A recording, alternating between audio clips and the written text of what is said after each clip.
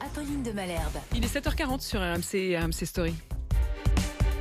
Et on parle évidemment de ce qui se passe dans le quartier de la Guillotière. C'est à Lyon, en plein cœur de Lyon. Et ça se dégrade au point que certains commerçants ont décidé de fermer le rideau plus tôt, au moment de la nuit qui tombe, parce qu'ils disent qu'ils ne peuvent plus assurer la sécurité non seulement de leurs employés, mais aussi des clients. Deux invités ce matin pour en parler. D'abord vous, Patrice Ribeiro, qui êtes dans ce studio. Bonjour. Vous êtes le secrétaire général du syndicat de police Synergie Officiers. On va essayer de comprendre concrètement ce qui se passe et pourquoi est-ce que ça vous échappe à ce point ce qui s'y passe. Et puis on part directement à Lyon également avec vous, Julien Deschamps, bonjour. Vous êtes opticien, vous êtes aussi président de l'association des commerçants de quartier. Ça fait un bon bout de temps désormais que vous alertez. Je voudrais d'abord revenir sur ce qui s'est passé hier après-midi, parce que peut-être avec le tapage médiatique, eh bien, il y a eu une opération de police pour démanteler les points de vente à la sauvette. Ils sont revenus quand même ensuite, les vendeurs à la sauvette, Julien ? Oui, tout à fait. Le problème, c'est que la présence policière est là. On va dire, tout va pour le mieux. Mais dès qu'ils repartent, c'est reparti de plus belle. Donc nous, c'est ce qu'on réclame depuis le début.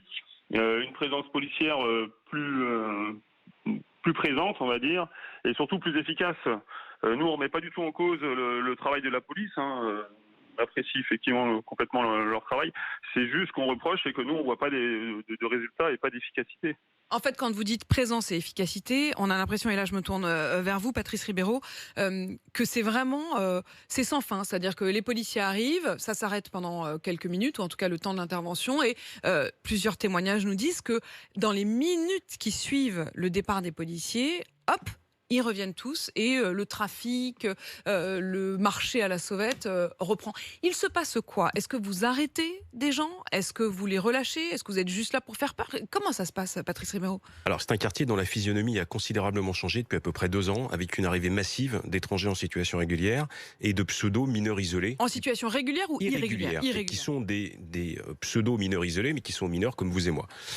Ces gens-là sont en situation irrégulière, sont tenus et intégrés dans des réseaux, notamment de vente de cigarettes qui sont extrêmement lucratifs. Ça s'est enquisté là. Nous, lorsque nous intervenons, il y a des opérations qui sont quasi quotidiennes, mais ce sont pour des délits qui sont mineurs, parce que quand on vous prend avec 2 paquets de clopes ou quand on vous prend même avec une arme blanche sur vous, vous faites un petit peu de garde à vue et vous ressortez. Mais ils ont pignon sur rue, c'est ça qu'on a du mal à comprendre. On avait Tony tout à l'heure, témoin RMC, qui nous appelait, qui nous disait qu'au fond lui, à ses risques et périls, c'est lui qui lui dit j'achète mes cigarettes, j'y vais quasiment tous les jours parce que le paquet est à 5 €. Et il disait ils ont pignon sur rue, on les connaît, ils sont là depuis toujours, c'est toujours les mêmes.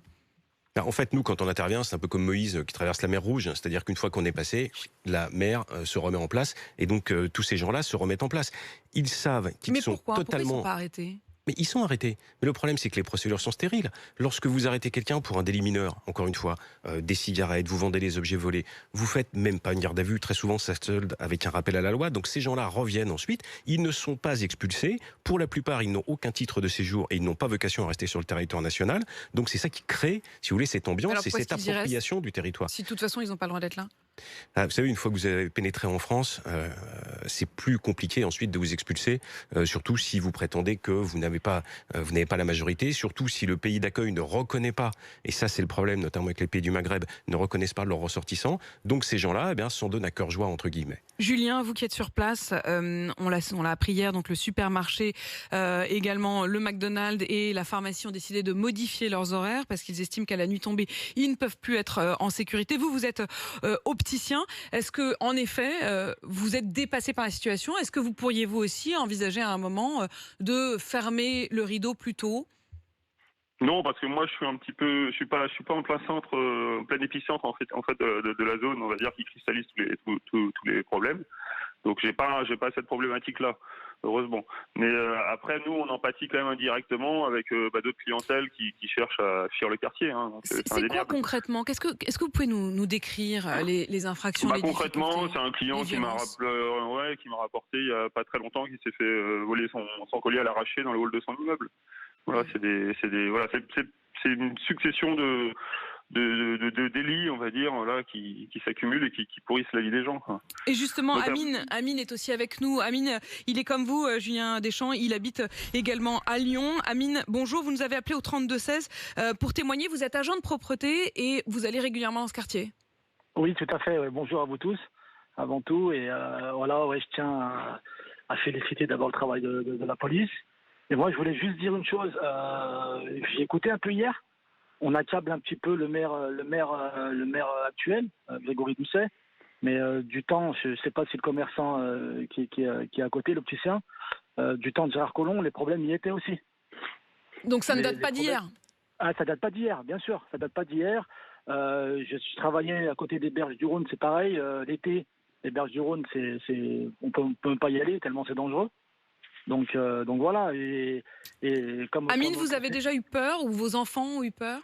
Ouais, tout à fait. Ouais. Quand on passe en voiture avec les enfants ils me disent c'est dangereux. L'endroit où on passe en voiture, ils me disent les petits, ils ont 13 ans, 10 ans et ils savent les endroits où c'est. Non, franchement, c'est. Vous dites quand on y passe en voiture, c'est-à-dire que vous n'y passez même plus à pied, hein? Ouais, carrément. Ouais, j'y passe même plus. Mais après, comme vous dites, c'est bien de mettre la police et tout, mais dans 1 mois, dans 2 mois, ça va reprendre pareil. Je veux dire. Justement, je vais à nouveau reposer la question à vous, Patrice Ribeiro. Quand vous entendez le témoignage d'Amine ou les propos de Julien, il va y avoir des renforts de police. Mais au fond, est-ce que la question, c'est le nombre de policiers? Non, la question, c'est pas le nombre. D'une part, nous n'avons pas les moyens de rester sur ces périmètres-là très longtemps. Donc là, parce que c'est médiatisé, vous allez avoir un petit peu de CRS ou un petit peu de gendarmes mobiles qui vont rester pendant une quinzaine de jours. Mais nous sommes extrêmement sollicités. L'impression que le problème, c'est la réponse judiciaire. Enfin, c'est ce qu'on fait de ce que vous arrêtez. C'est avant tout le sens de notre travail. Encore une fois, les policiers noircissent beaucoup de papiers, font beaucoup de procédures, mais vous avez affaire à des gens qui, pour la plupart, n'ont pas de papier, ne sont pas expulsables, et puis commettent des délits dits mineurs. En fait, c'est l'ambiance de violence latente, cette ambiance délétère permanente, le harcèlement des riverains, c'est ça qui crée ce 4000 interpellations, je rappelle les chiffres, 4000 interpellations dans le quartier depuis 1 an et seulement 75 écroués. Oui, c'est un ratio à peu près normal, entre guillemets. Mais ça vous paraît normal, vous? Pour nous, malheureusement, oui, parce que c'est anormal. Mais nous, on sait pertinemment que c'est quelque chose qui a vocation à continuer. Les magistrats ne mettent pas nécessairement en prison, parce qu'ils considèrent qu'avoir une arme blanche sur soi, c'est pas bien grave. Ils vivent pas dans ces quartiers-là, donc c'est moins compliqué. Mais ce qui est sûr, c'est que les riverains, eux aussi, ont changé leurs habitudes. Les femmes ne sortent plus à partir d'une certaine heure, vous avez du harcèlement, et puis vous avez cette ambiance de violence latente, permanente. Julien, qu'est-ce que vous demandez, vous, aujourd'hui? Nous, on demande de retrouver un quartier où on peut vivre normalement et paisiblement. Voilà. Après, je suis tout à fait d'accord avec Amine quand il dit qu'effectivement la situation elle date pas d'hier. Hein. Je pense que c'est une situation que différents élus ont laissé pourrir. Et puis c'est vrai que là, ça prend des proportions qui deviennent inconcevable, quoi. Donc, inconcevable, insupportable visiblement pour nombre d'entre vous. Patrice Ribeiro, on a quand même l'impression à vous écouter, et quand on regarde ce chiffre, je reviens encore sur ce chiffre, 4000 interpellations, j'imagine que sur ces 4000 interpellations, en fait, il y en a beaucoup qui concernent les mêmes personnes. En fait, ça revient sans cesse. C'est-à-dire que vous arrivez, et c'est presque comme avec une fourmilière, hein, vous arrivez, tout le monde s'éloigne, et puis immédiatement après que vous soyez reparti, ça revient. Mais même au fond, si on rajoute des policiers, ils vont partir, mais ils vont aller où de toute façon? Ils iront bien ailleurs? Mais de toute manière, ça ne changera rien. Là, effectivement, il y a un point d'enquistement qui est problématique. Il y a aussi le fait que ces gens-là sont livrés eux-mêmes. Ils n'ont pas de capacité, entre guillemets, d'hébergement. Ils sont dans des squats. Parfois, ils dorment dans la rue. Ils sont vraiment enquistés là-dessus. Et puis, il y a ce fameux trafic de cigarettes, qui est un trafic extrêmement lucratif, qui est encadré. Et c'est ça aussi qui pose problème.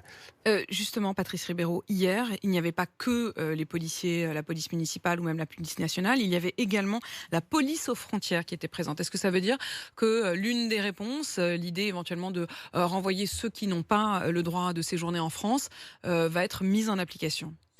Nous l'espérons. En tout état de cause, la police fait son travail de ce côté-là. Les gens à qui on a affaire, encore une fois, très souvent en plus, sont polytoxicomanes. Ce sont des gens qui ne sont pas reconnus par leur pays d'origine. Donc toute la problématique, l'équation, la complexification de l'équation, c'est ça. En fait, on a nulle part que le Maroc, l'Algérie ou la Tunisie les reconnaissent, et puis qu'on puisse les expulser. Et pour l'instant, ça n'est pas le cas.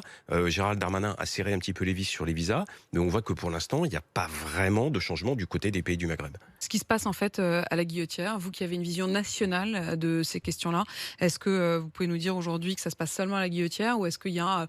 Éric Ciotti avance le chiffre de 500 zones de non-droit. Est-ce que c'est exagéré? C'est pas des zones de non-droit, c'est des zones où le droit n'est pas appliqué. C'est pas exactement la même chose, parce que le droit, on a les moyens de l'appliquer. Il y a pas mal de quartiers, oui, la Guillotière, ça commence à ressembler en plus de la violence, ça commence à ressembler un peu à Barbès, avec un marché aux voleurs, avec voilà, des choses que les Parisiens connaissent. Mais ce qui est certain, c'est que ça ne s'arrange pas. Et quand on voit même Lyon, la presqu'île de Lyon, quartier Confluence, qui étaient quand même des quartiers plutôt huppés, entre guillemets, aujourd'hui vous avez des rodéos, vous avez des points de deal, vous avez des riverains qui sont menacés, harcelés. Il y a pas mal de quartiers dont la physionomie change, fort encore une fois de l'impunité d'une minorité. L'impunité d'une minorité, mais qui, en effet, vous mène la vie dure. Julien Deschamps, merci d'avoir témoigné, expliqué. On partage aussi votre combat, parce que c'est vrai que c'est assez saisissant de penser qu'il y a des commerçants qui ne peuvent tout simplement pas travailler. Merci aussi à Amine pour son témoignage.